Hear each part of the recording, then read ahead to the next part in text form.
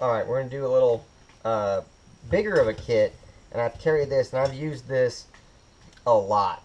Um,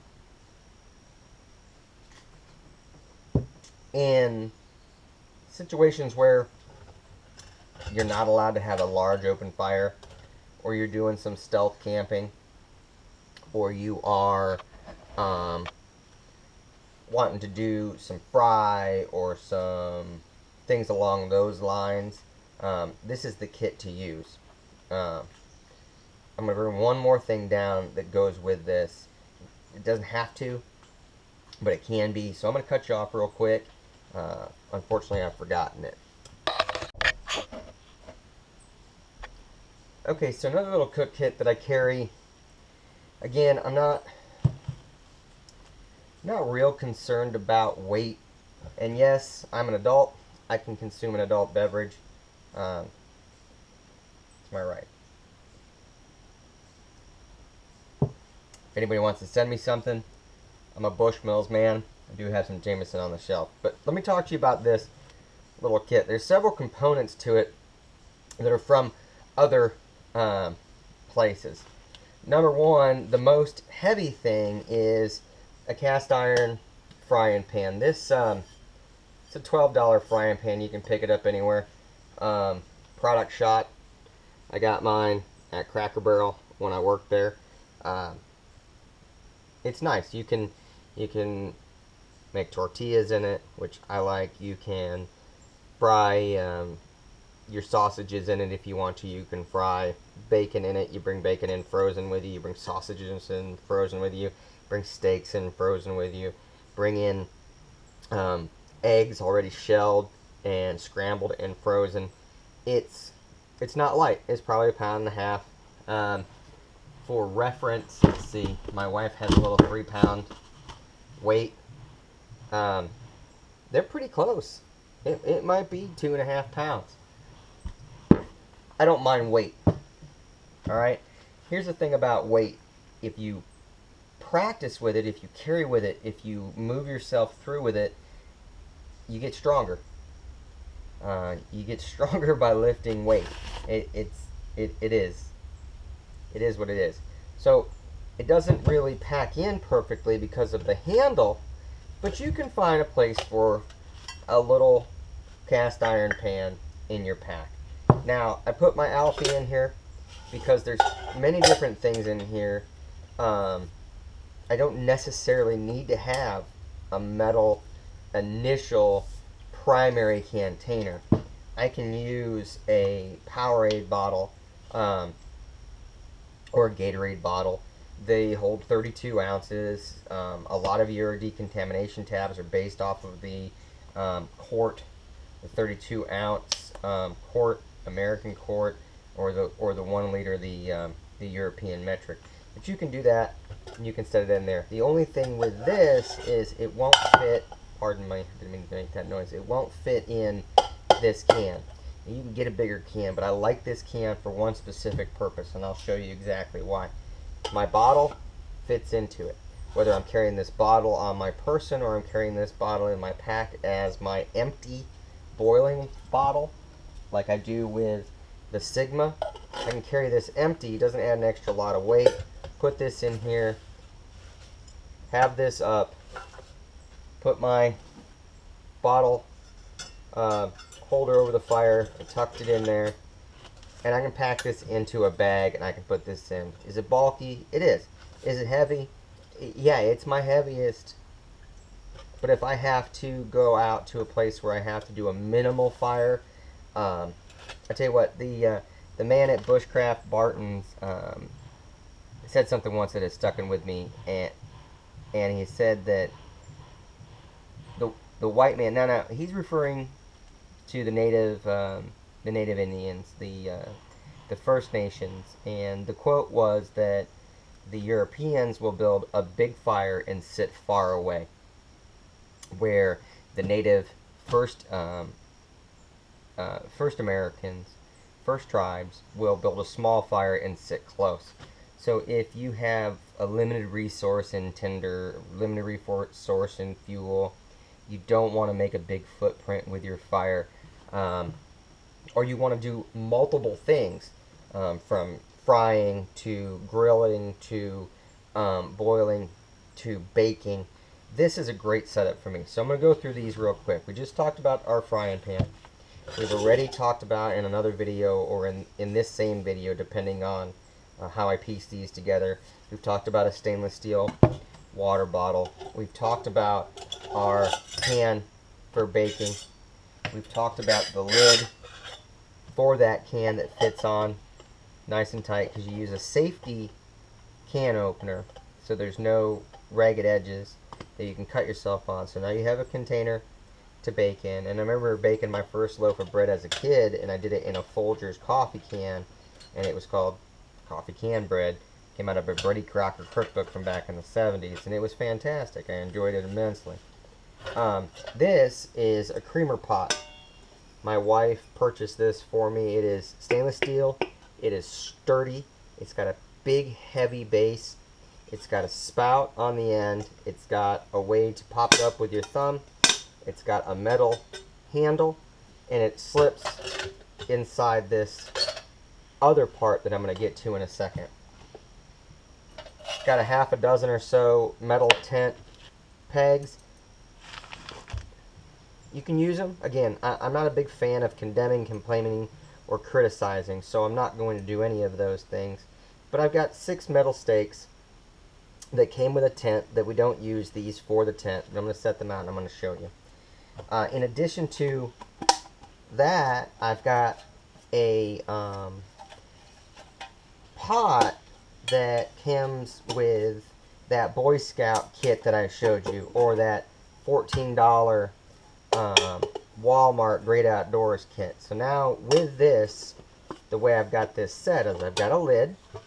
This particular lid does not go with this pot, and I wouldn't take it with it because it's a very tight fit. But you don't have to have a super tight fit. So now I have this piece. Let me move the other pieces I'm not using out of the way. I have a boiling stainless steel water vessel that I can purify or decontaminate water in.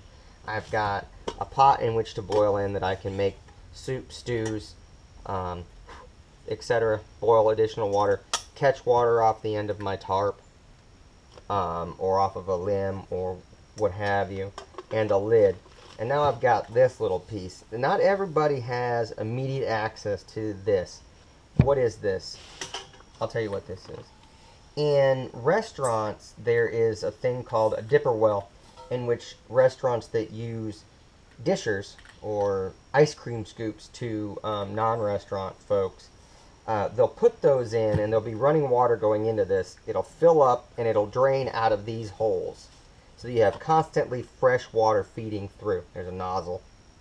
And you'll put your dishes in, so you can take them out. They're clean. You can get your coleslaw or your butter or your whatever condiment, and then you put it back in there, and it washes it. It keeps it safe. It's used in, to my knowledge, a minimum of 700 restaurants in one chain alone. Okay, this piece I got off of a supplier for nothing. He had an extra one on his truck. I asked about it. He said sure. So what I did was, if it was like this, I drilled these holes out, I drilled these holes out, and then I cut a door. So basically I made a larger hobo stove than normal. But with this setup, I can build my fire in here if I want a small footprint. I can bring it close to me. Now, lots of people say big fires are survival fires. Sure, they are. If you're wet, get a big fire going. But if you're close to a Silnai tarp, or you're close to a linseed oil impregnated tarp with paraffin and turpentine, you don't want to have a big fire, because you get a spark and boom, next thing you know, your tarp's melted. It's gone. You've lost a resource. So small fire, close in, wool blanket, good breeze crossed, so that you can adjust to where your flames are coming in, and you can feed small amounts of fuel. You're good to go. But here's the other thing with this that I like. I can take those tent pegs that I talked about, and I can slide them in from any side that I choose, and now I have a grill. I can light a fire, I can burn a fire. I can push the coals inside of this stainless steel. And this is rugged, sturdy stainless steel. You're not going to bend this. And I can push these in. And what I can do now is, and I'm a Yankee, hence the name. I'm a bratwurst fan. You can fit 2 bratwurst with the curved side, because they're crescent shaped, right there. And you can grill your brats. Just like that. You can put a pot on top of that, and you can boil. You can work it that way. You've got a grill. You've got a place to boil. And if you are like 90% of everybody that goes out, you carry a certain amount of aluminum foil. If you wrap this whole thing around with aluminum foil and you put a few stones in the bottom to place this this can with the lid, now you have a device in which to bake. Because you can cover that top with your pot lid, put coals right on top of that. This opening, all of the openings, the holes and the front opening are covered with aluminum foil. Build your coal nest around it, put a few on top, and now you've got an oven. 15 minutes later, you smell fresh bread baking. You're good to go. Or take an apple and wrap it up in a cinnamon roll, Pillsbury, and bake it off, and now you've got a dessert. Especially if you do a good job of coating this with something, bacon fat, olive oil, etc. Or line it with aluminum foil so that it pulls out and it doesn't stick. Again, you're going to see some of these techniques on the next video that we do, but I'm kind of running long on this one.